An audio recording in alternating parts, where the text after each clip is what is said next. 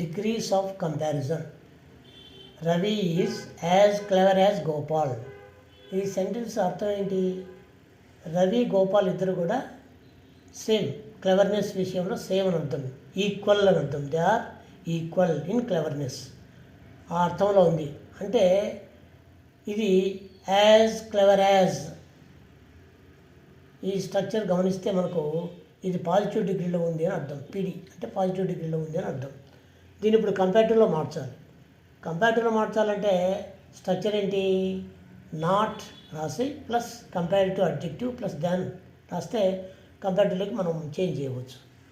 So అంటే మనం ఇప్పుడు తెలుగులో ఒకసారి చూస్తే రవి గోపాల్ కంటే తెలివైన వాడు కాదు అన్నా, లేదా గోపాల్ రవి కంటే తెలివైన వాడు కాదు అన్నా రెండు ఒకటే కదా అర్థము. కాబట్టి రెండు వాక్యాలు రాయొచ్చు మనం.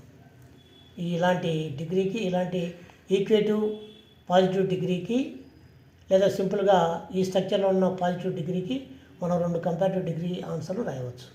సరే, సో ఇప్పుడు ఆన్సర్లు చూద్దాం.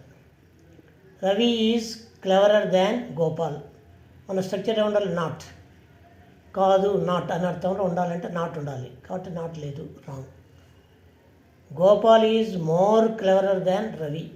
ఇక్కడ మోర్ కంపారిటివ్, క్లెవరర్ కంపారిటివ్, రెండు కంపారిటివ్లు రావు, కాబట్టి పైగా నాట్ కూడా లేదు, కాబట్టి this is also wrong. Next, Gopal is not comparative adjective cleverer than Ravi. ఇది కరెక్ట్ స్ట్రక్చర్లో ఉంది. గోపాల్ రవి కన్నా తెలివైనవాడు కాదు అంటే అర్థం, అది మీనింగ్ ఏం మారదు. లేదా మనం ఆర్డర్ మార్చవచ్చు, రవి ఈజ్ నాట్ క్లెవరర్ దాన్ గోపాల్ అని కూడా చెప్పవచ్చు. ఈ రెండు కరెక్ట్ ఆన్సర్లే.